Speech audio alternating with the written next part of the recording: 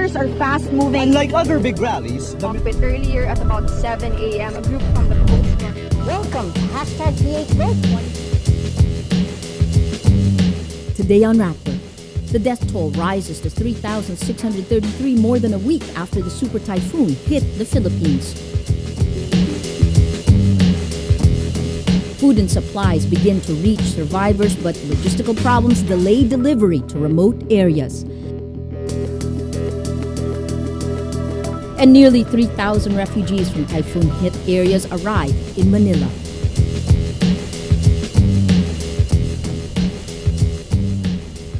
Hello, I'm Maria Ressa. Welcome to Rappler, your social news network. It is now more than a week since the strongest storm ever to hit land left a trail of destruction along the central Philippines. Exactly a week ago today, the first C-130 planes landed and the world got its first glimpse of what that storm left behind. It took more than 5 days for aid to reach outside the Tacloban airport. And while the pace of help has increased, some remote villages still don't have help. Monster waves and powerful winds from Typhoon Yolanda, international name Haiyan, killed thousands and flattened entire towns. As of Saturday, the official death toll is at 3,633. At least 1,179 people are still missing. The United Nations says at least 12.9 million people are affected, with over 1.9 million people displaced. The typhoon damaged at least 9.46 billion pesos worth of agriculture and infrastructure, forcing many communities to start from scratch. A week after the disaster, entire provinces and several towns remain off the grid. The United Nations says the Philippines will need 301 million pesos or 13.1 billion 301 million US dollars or 13.1 billion pesos to rehabilitate and recover from the disaster. So far, 40 foreign governments and 21 international groups promise aid. Food and medical aid finally begin to reach desperate survivors on day 6, but humanitarian groups warn about huge logistical challenges in accessing devastated remote island communities. The US, Japan, Australia, and the UK send planes to bring aid to far-flung areas. Helicopters fly off the aircraft carrier USS George Washington to deliver 118 tons of food and water to Tacloban City and other areas. Helicopters airlift nearly 2,900 people to safety.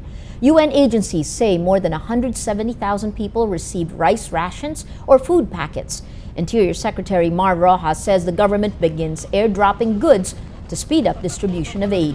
He says 830 food packs were dropped by helicopter to remote villages where transportation remains a problem. Rojas says authorities are working to ease bottlenecks in airports and seaports that slow the delivery of resources. In many areas, sanitation remains a problem. In Tacloban, relief officials worry about the lack of proper sanitation in the sports stadium turned evacuation center. Children and the elderly are vulnerable, often not able to get to relief distribution points in the city. The World Health Organization also expresses concern about the conditions of remote communities on 20 smaller islands. WHO Representative Julie Hall says that because of the Philippines' geography, the relief drive is, quote, essentially like mounting at least 7 separate simultaneous relief efforts. Blocked roads and destroyed communication lines hamper the relief effort, and many survivors endure days of little to no food before help finally came. Families of survivors are frustrated with the slow pace of relief. They decide to take matters into their own hands. They board ferries from Cebu Island to Ormoc Town in Leyte, carrying boxes and sacks filled with rice packets and cup noodles. In Tacloban, people still fight to get flights out of the destroyed city. World media criticized the Aquino government for its slow and seemingly disorganized relief operations. On Thursday, Aquino made the rounds of relief operation hubs and thanked volunteers for their service. He also urges all Filipinos to volunteer and assist in relief efforts. A Rappler team is in Tacloban City. The more than 24-hour trip took them through provinces heavily devastated by the super typhoon. Joining us now on the line is Rappler's Bea Cupin, who is in Tacloban. Maria? Go ahead, Bea. Yes, Maria. Help and aid still comes in trickles here in Tacloban more than a week after Yolanda devastated the Visayas. Now, despite Tacloban City being one of government and international aid group center for relief operations, progress has been slow.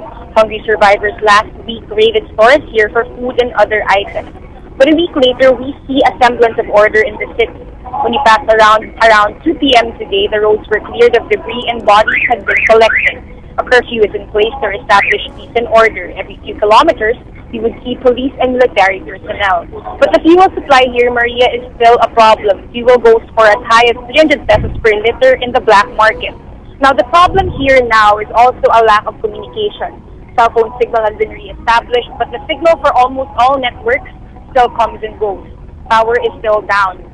Government and aid groups keep telling the public that help is coming, but really, there's no way of telling the locals devastated by Yolanda that. Now, that's a gap First Response Radio, a foreign group, is filling. The radio station airs in the city, and they've even given out solar power radios to residents. I'm not sure if you can hear it now, but they're actually testing a public address system. This public address system will be activated tomorrow. It contains messages from local officials, speakers and roving vehicles telling residents encouraging messages and debunking some rumors that have been floating around in Tacloban. Now, what they're trying to do now is to bring a sense of normalcy back in the city, something residents here really need. People talk about the resilience of the Filipino spirit, and we're seeing it in action here.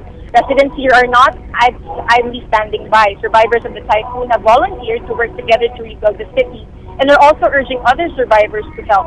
The spark of encouragement for locals to live in makeshift shelters in and around the city. Maria? Bea, how would you describe the mood of the people that you're meeting there now? You know, Maria, understandably, some people are still in a daze. But you see semblances of the city, of order in the city again. I heard earlier some multi-cabs were actually going around, and we actually see commerce being reestablished in the city. Some residents have been selling meat, chicken, along the road here in Tacloban. Their homes, a lot of their homes have been destroyed. The pictures are really devastating. Where are people staying? What are they doing for food and water now?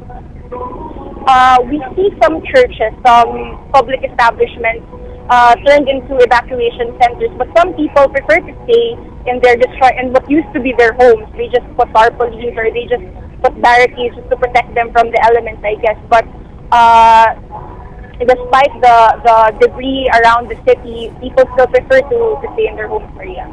Bea, we talked about how aid has been delayed. From what you've seen so far, and I know you've only been there a short time, what made things move? Sorry, Maria? What made things move? Aid was delayed for a very long time. Is there some factor you can see that somehow made progress faster? Yes. Yes, you know, it's already day 7. It's been more than a week since Typhoon Yolanda. It's day 8, right? It's day 8 today. Day 8, sorry. Day 8, yes. The roads are cleared, and that was one of the reasons national government said.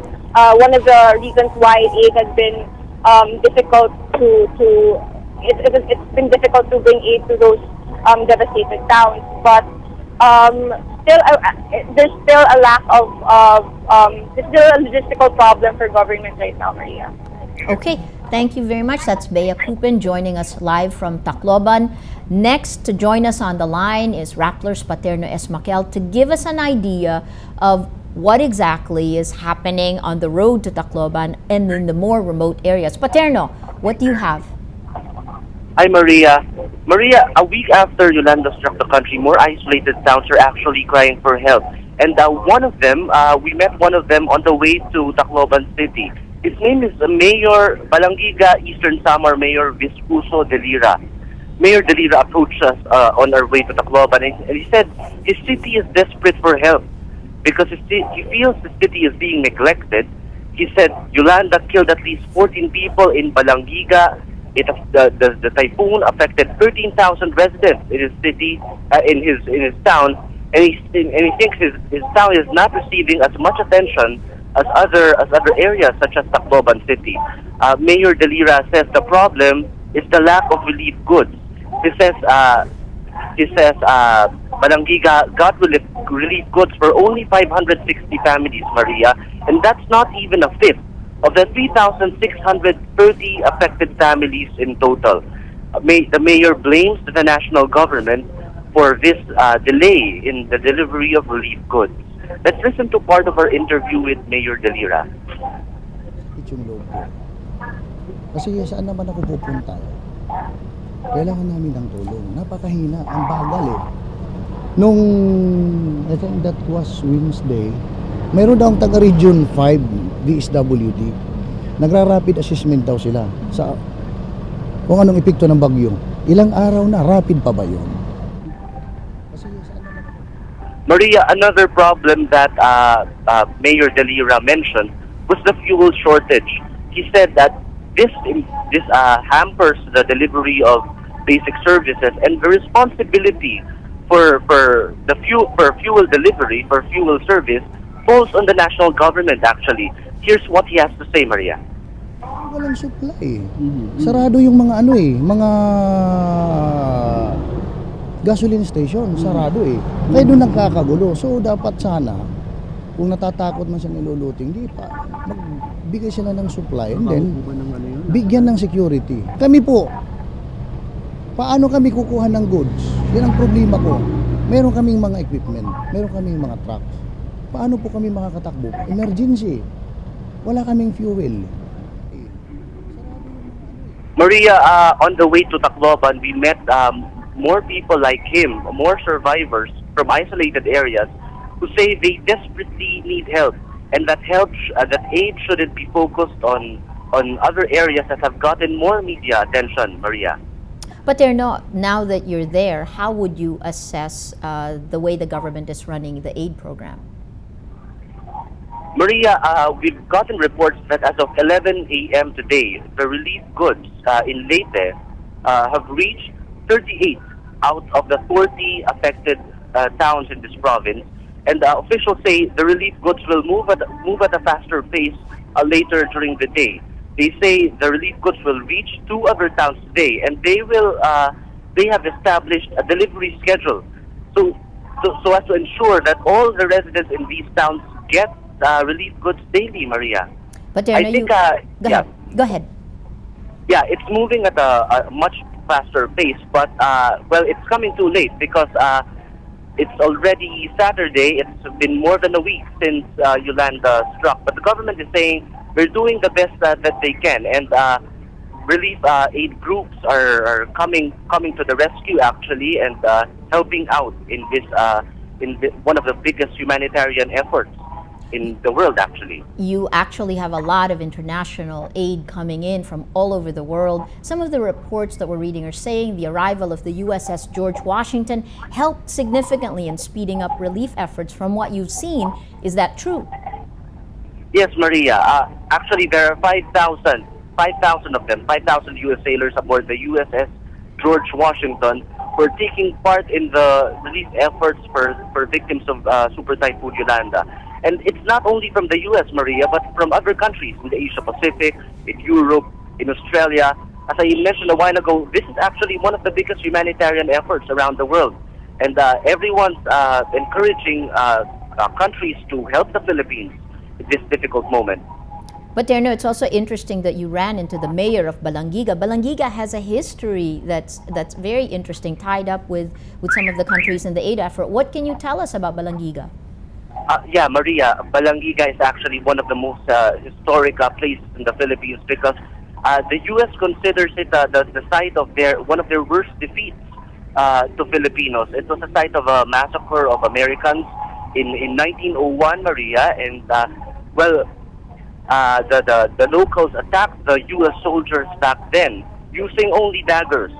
And one symbol of this massacre was the set of bells in Balangiga that alerted the locals about the Americans to attack the Americans. And now these bells are actually in the U.S. The U.S. got these bells as war spoils, and these bells are being disputed right now. Okay, Paterno, last question is, it took you guys more than 24 hours to get from Manila to Tacloban. Yeah, What struck you, 30 some odd hours, what struck you about traveling through that road? What changed as you got closer and closer to Tacloban? Maria, as we were going to Tacloban, I just noticed that the Samar and Leyte Islands are actually very beautiful. These islands have virgin beaches, beautiful coconut trees. You can see the clouds very clearly. It's really a tropical paradise. And it's ironic that this area is the site of one of the worst disasters in human history. And Maria, as a religion reporter and also as a Catholic, it made me wonder where God is in all this. What happened to all the beauty? And well, one piece that I would like to put in our blog later on is, well, maybe the beauty that we have to see in the next few days is the beauty of the human spirit, actually. Beauty of the human spirit helping typhoon victims. We think we will see more of this as the days go by, Maria. Okay, thank you very much. That's Paterno Esmaquel reporting live from Tacloban City. Follow their journey as they just reached Tacloban City today. Follow them on the blog at the long road to Tacloban on Rappler.com. Health Secretary Enrique Ona declares a price freeze on 200 essential medicines to try to curb profiteering, hoarding, or price fixing. Republic Act 7581, the Price Act, gives the Department of Health, or DOH, the power to order the price freeze. Drugs for pre-existing conditions like diabetes, hypertension, and asthma are also included in the price freeze. The list of essential medicines selected by the DOH can be found in the Philippine National Drug Formulary. All public and private drug retail outlets nationwide, including hospital pharmacies, are covered by the freeze. Consumers are encouraged to report violations. With poor sanitation and inadequate water supply, evacuation centers and temporary shelters for victims become a breeding ground for epidemics. Common among victims are physical trauma, injury, diarrhea, pneumonia, skin diseases, and infections like leptospirosis. ONA assures the health and safety of the typhoon victims is a priority of the department. Volunteer therapists are also counseling dazed survivors who face psychological trauma from the tragedy. Cebu, the biggest port in the south and one of the most prosperous in the country, is a crucial hub in the relief efforts for Eastern Visayas, a transshipment point for relief goods and personnel, and a haven for victims. But the influx of evacuees, of refugees, also puts a strain on the resources of the city. Ayi Makaraig talks to officials and refugees, and she files this video blog. The world's biggest cargo planes and best humanitarian teams come and go here at the Mactan Air Base in Cebu, the hub of relief operations in the Visayas. More than a week after Super Typhoon Haiyan, the international community is working with the Philippine government to quicken the pace of aid in key areas like Tacloban and Guiuan and bring much needed food, water, and medical care to the hardest hit areas. They're bringing back with them survivors who seek refuge here in Cebu after losing their homes and loved ones in the disaster. But the big question now is what life awaits them in the hard months ahead. They have a very good reason to go back home to Tacloban because either they have family there or their roots there, and that's the Filipino in us, diba? The idea is temporarily they are here and eventually they will go back, and with the kind of rebuilding and the activity of rebuilding the devastated areas are concerned, we're almost sure they will go back. Sa Manila muna. And then after, pag okay na yung Tacloban, babalik kami ng Tacloban. So gusto niyo pa pong bumalik? Yes, kasi doon talaga yung pinaka-hometown namin, Tacloban talaga. Nawasak man niya yun, babayun niya sa bandang ulo. So babalik pa rin? Babalik pa rin kami. Doon kami na ninirahan, doon yung namin, kinabubuhay. But not all of Leyte's residents want to return home. For them, home means a better life for their children, and that's not where they came from. Kahit yung bahay namin, kahit isang wala na kanang nakikita. Puro nabuhangin yung bahay namin. Kaya lumuwas na lang kayo? Opo. Kawawa naman yung mga bata. Ay, wala naman akong pinili. Ang gusto ko lang ligtas yung mga anak ko sa tubig. Kasi, mabaho pa sa Tacloban. Mabaho. Tapos, wala pa kami tinitirahan. Maganda na yung linikas na kami muna. As the Philippine government continues to strive bringing relief to the 9.8 million people affected, it also has to start helping prepare a fresh start for its people who nearly lost everything. Ayi Makaraig, Rappler, Cebu. The exodus out of affected areas increases. The Armed Forces of the Philippines estimates more than 2,600 evacuees, refugees, flew to Manila through military C-130 planes. Natasha Gutierrez reports. Hindi namin in-expect na ganyan yung tubig na mataas kasi hangin lang. Tapos yung bagyong may kasama ng tsunami, saka mga ipo-ipo. Hawak-hawak ko na lang yung anak ko. Sabi ko na nga sa wala na tayo. Pag magiba tong bahay na isang kwarto, patay kami lahat dun eh. 17-year-old Lance Pino makes it out alive. He arrives in Manila from his broken city, Tacloban, but his mind is elsewhere. His wife and his 7-month-old son are still in Leyte. 3 days ago, Lance's father, Warren, took him and his 3 brothers to the airport to see if they could get on a C-130. Chances were slim. They were able to sneak in Friday night. Lance had no choice but to leave his wife and son, who were asleep at home. Masakit nga po eh. Nung nakasakay na ako ng eroplano, parang ayaw kong sumakay, parang gusto ko silang kunin eh. In Manila, Lance's mother, Kathy, welcomes her family. After 8 sleepless nights, she can finally hold them. Her husband, who kept his family alive during the past week, is dazed. He won't talk. Afraid of breaking down, Kathy won't face our camera. She tells Rappler it was 6 days of torture. It seemed her family would never get that ride to Manila. She despaired over the long lines and the chaos at the Tacloban airport. Here at Villamor Air Base, it's the complete opposite. Soldiers and volunteers are busy caring for survivors dumped by the military planes. It's very organized, very systematic. There's free food, water, clothes, shelter, medical help, and counseling. There's also free transportation to wherever they need to go. For those without family in Manila, the government houses them in evacuation centers. The planes come from Cebu, Ormoc, Guian, but mostly Tacloban. We've organized exactly because the influx has increased. From the 2 C-130s or 3 that was transporting people back starting last week to more than 7 or 8 working every day. Still, operations are not perfect. Imelda Kempis, who lost her home in the typhoon, traveled to Ormoc from Tacloban. There, her family meant to catch a flight to Cebu, where her sister lives. She ended up in Manila. Pagka second night, doon na kami humiga sa airport sa Ormoc. Okay. Tapos galing po kayo. Tapos kaninang alas 3 ng umaga, dumating yung C-130. Kasi kami doon, papunta na kami doon sa loob, nakasakay kami. Yung sabi nila for Cebu, sumakay naman kami. Pag namin dito, nagtatagalog mo, Maynila naman to. Without enough money for a return ticket, Imelda worries about how to get to Cebu. But she is happy to be with her family, and unlike in Tacloban, food here is plenty. Yung anak ko wala nang tubig. Sa airport mismo walang pagkain. Pumasok din ako sa grocery. Kumuha din ako ng mga pagkain, gatas. Lance now plans to wait at the airbase for his wife and son. Kathy will be with him, awaiting the arrival of her grandchildren and her eldest child. For now, Kathy's youngest child, 12-year-old Carl, is content in his mother's care. Carl whispers he lost friends and saw corpses on the street. Relief. This is the common sentiment of evacuees who, after days of waiting, finally arrived in Manila. With no access to basic needs over a week since Typhoon Haiyan, survivors are at least grateful to have food, water, and shelter. Natasha Gutierrez, Rappler, Manila.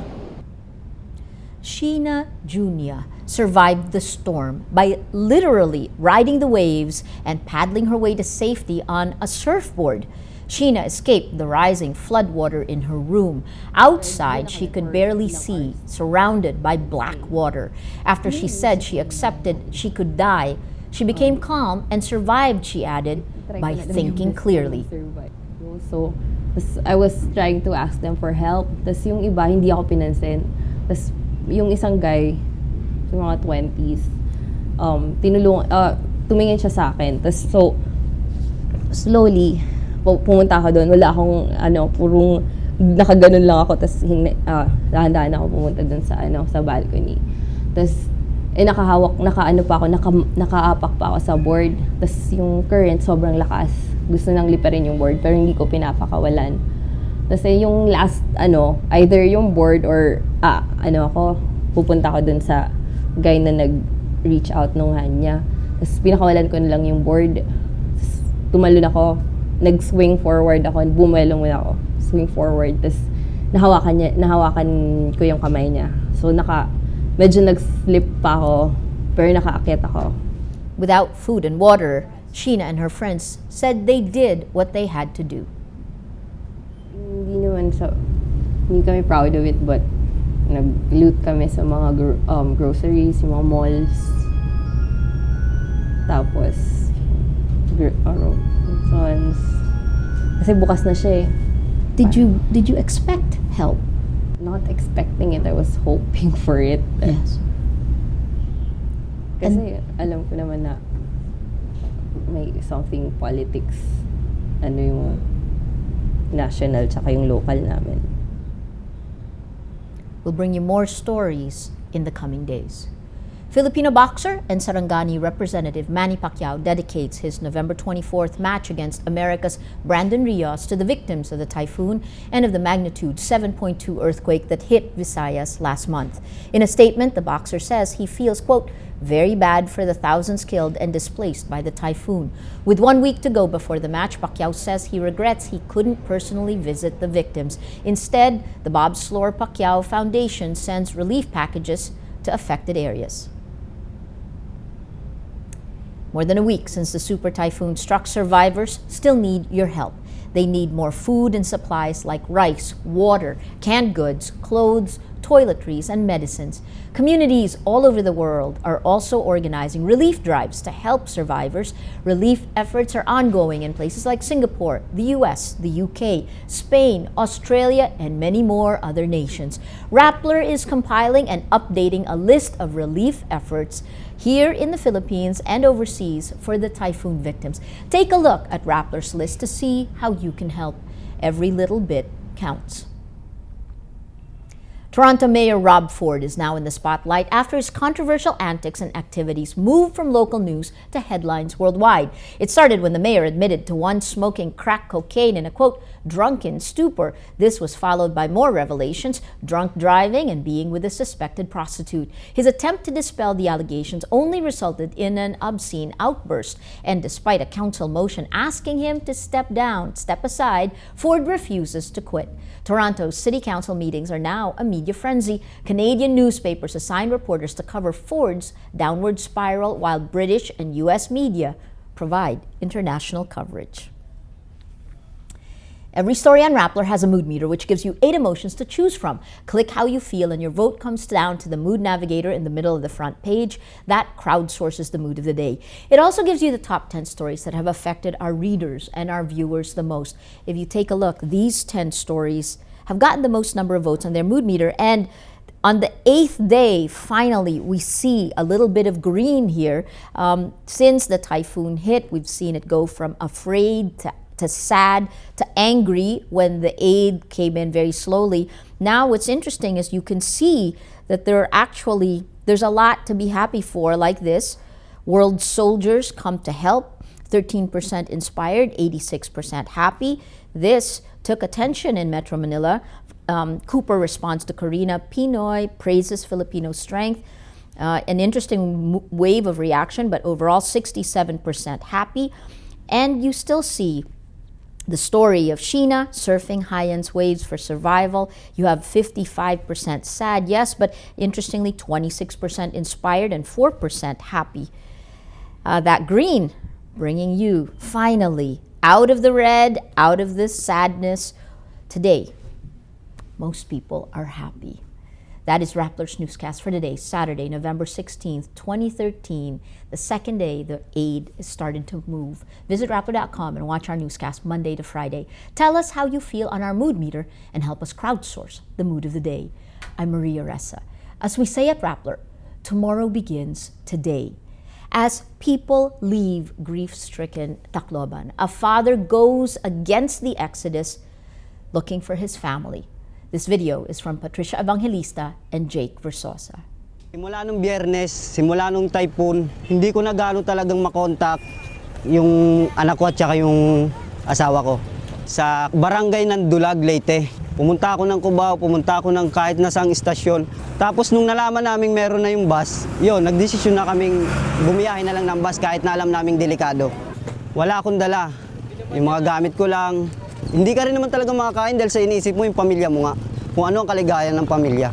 Natutulog kami, humihinto kami sa isang lugar kapag merong pulis, may PNP, may mga military. Doon lang kami humihinto at nagpapahinga.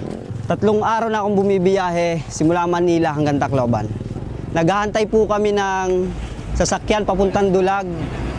Walang gusto magpasakay sa amin. Pakiramdam ko ngayon, naghahalong kaba na pagod. Feeling mo talaga na parang hindi ka handa sa mangyayari. Pagdating mo ron sa lugar mo, hahanapin mo pamilya mo, hindi ka handa kung ano sila. Buhay ba? Sana naman nga buhay.